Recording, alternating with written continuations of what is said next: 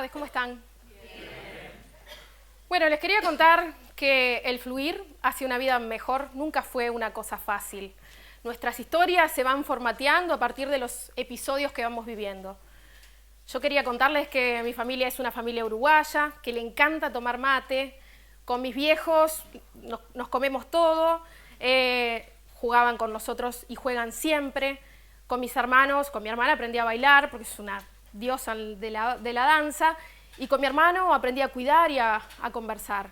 Yo creo que los grandes maestros de la vida vienen de formas muy diversas, misteriosas, pero también hay que saber encontrarnos con esos que nos vienen a transmitir.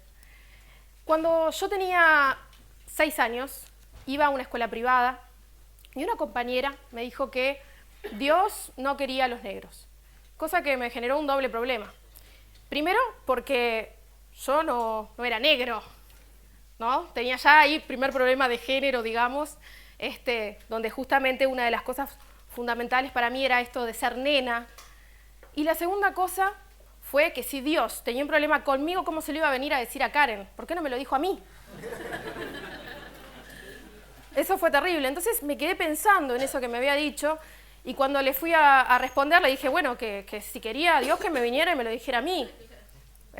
Yo tenía un vínculo con Dios muy cercano, para mí Dios estaba acá, al lado mío, sigue estando. Entonces, eso me generó todo un tema. Bueno, a partir de eso crecí mucho y de alguna forma mis padres al poco tiempo me cambiaron a la escuela pública y ahí se armó un mundo nuevo para mí. Sobre todo porque había niños muy diversos y estuvo buenísimo ir a la escuela 130. Al tiempo, cuando tenía 14, a mí me encantaba la historia y me sigue encantando. De hecho, me copé hoy mucho escuchando a cada una de las personas que me transmitieron parte de su historia. Y bueno, Miguel Ángel para mí era un ícono muy especial, mi madre le encantaba la arquitectura, entonces me ayudaba mucho con los trabajos. Una vez me entregan un trabajo y me habían puesto un 8 para abajo. Estaba bien, pero yo sabía que era un 12. Yo sabía que era un 12, estaba convencida de que era un 12 y no quería menos que 12. Entonces cuando terminó la clase y me había roto todo, aparte todo, 2 semanas con mi vieja ahí haciendo cosas y mi vieja contándome la historia de Miguel Ángel, que era un demente también, que quería hacer un montón de cosas y que transmitía a través de su pintura porque él soñaba que volaba. Entonces, cuando le encargo a la profesora al final de la clase me dice, bueno, ¿qué te puedo decir? Las personas como vos, me pone la mano así en el hombro y me acuerdo de su sonrisa, me dice, ¿para qué vas a aspirar a más? Si terminan limpiando o trabajando en el área de servicios o cuidando enfermos. Un 8 está más que bien para ti. Me tocó la carita así y me fui con mi tabla de dibujo para mi casa caminando de la bronca que tenía. Cuando llegué a mi casa le conté a mi madre. Mi madre estaba justamente, porque hace de todo, es una tipa que le encanta hacer de todo, estaba así con una máquina de tejer en aquel momento. Yo le contaba a mi madre y me empezaba, me dice, vos no te preocupes, esto lo vamos a resolver en conjunto. Y ahí otra vez el mundo cambió mucho para mí, porque mi mamá se ocupó del universo de los grandes y yo de los chicos. Con los años, a esta altura, fui aprendiendo que el racismo y el clasismo son 2 variables muy importantes en la vida de las personas, y especialmente en las personas negras o afrodescendientes, como quieran decirles, que se autoperciben así. Yo quería contarles que cuando usamos la palabra negro, muchas veces la usamos cariñosamente, ¿no? La decimos negri a alguien, la usamos para la gente de la cancha, la usamos para los pobres, la usamos en una generalidad de cosas, muchas veces mezcladas desde una cuestión muy jodida, desde una visión bastante racista, y otras veces no, es una cuestión muy cariñosa. Pero quería contarles un poco del origen de esa palabra negro. Resulta que cuando empezó la trata esclavista, en todas partes de América, esas personas que venían con una historia, que venían siendo mayíes, carabalis, mozambiques, minas, guenoas, de todas partes distintas, esas personas fueron cosificadas. ¿Qué quiero decir con que fueron cosificadas? Esas personas fueron objeto de propiedad. No tenían absolutamente ningún derecho. Te llamabas Onaquía y terminaba siendo la Negra María. También lo mismo pasaba con su historia, lo mismo pasaba con su religión, lo mismo pasaba con sus vestimentas, con sus ornamentos. Entonces, cuando nosotros le decimos negro a alguien, tenemos que hacernos cargo de conocer cuál es el aporte que esa palabra tiene. A mí no me afecta en muchos casos porque sé que algunas personas me lo dicen desde un lugar muy querible, inclusive dentro de lo intrafamiliar, pero sí que esa palabra es incorrecta en algunos ámbitos. Hace poco tiempo, en un lugar muy público y muy conocido, llegué con mi mochila y no me dejaban pasar a una reunión muy importante que tenían, me retuvieron en la puerta. Yo sabía que en ese lugar nunca le pedían el documento a nadie, pero bueno, yo ya estaba acostumbrada.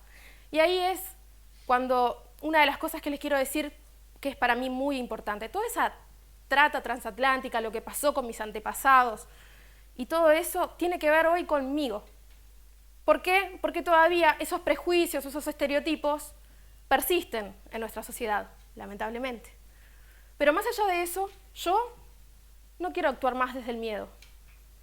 Yo estoy segura de quién soy, entonces voy desde el amor.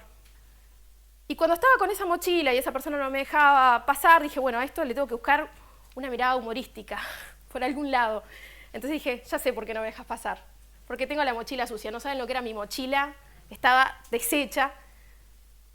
Y la mujer se empezó a reír y se empezó a poner colorada, pero no fue una cosa de enemigos, sino al revés, era una cosa para poder entrarle, para poder llegarle, para decirle, che, soy igual que vos, loca, estamos construyendo el mundo, vamos arriba. Y fue buenísimo, porque después de eso cambiaron muchísimo las cosas. Cuando a veces a una persona le decimos negra o afrodescendiente, voy a hablar ahora de esta segunda palabra, la palabra afrodescendiente, para nosotros, algunos de los luchadores del movimiento social, significa algo muy importante. En el año 2000, en Durban, en Sudáfrica, muchísimas de las personas negras hasta el momento del mundo se juntaron y decidieron buscar una palabra que pudiera identificar la aportación positiva de África. ¿Qué quiero decir con la aportación positiva de África? Que esas cosas que también se trajeron en el pelo, por ejemplo, en las trenzas, se traían muchas veces semillas, y con eso se plantó gran parte de la cultura africana también, o en los colores, en los ornamentos. Hay muchas historias en nuestras familias que hablan justamente de ese aporte. Los afrodescendientes también tomamos la aportación positiva de África, no es un término solamente políticamente correcto. Para nosotros también es una forma de hacerle homenaje a cada una de nuestras historias. Mi familia, como les decía, tiene muchas anécdotas, imagínense todas las que le pasaron a mi abuela y a mi bisabuela. Yo acá hoy tengo puesto un camafeo que fue de mi tatarabuela, que era esclava, y pasó de generación en generación como un tesoro. A los 15 años, mi abuela, una de mis abuelas, me lo dio y me dijo, cuando estés frente a un problema, no te olvides que esto sintetiza todo el amor que te brindamos. Refugíate en esto para sentirte segura y poder seguir adelante. Entonces mi propuesta es esa, invitarlos e invitarlas a todos a trabajar desde el amor, a trabajar desde una perspectiva que permita que estas cosas que están mal, que nos siguen enojando, que seguimos buscando memoria y justicia, que seguimos investigando, se hagan pero desde un nuevo lugar. No es el lugar del miedo, no es el lugar del colonialismo. Cuando hablo de colonialismo quiero decir de muchas veces cuando vemos a otras personas, de otros colectivos, que esta América es súper diversa y que todavía se ven miedos en algunas comunidades. Ya no actuar más desde ahí, sino desde el amor y poder reencontrarnos desde formas nuevas. A mí, por ejemplo, una cosa que me brindó el tango y...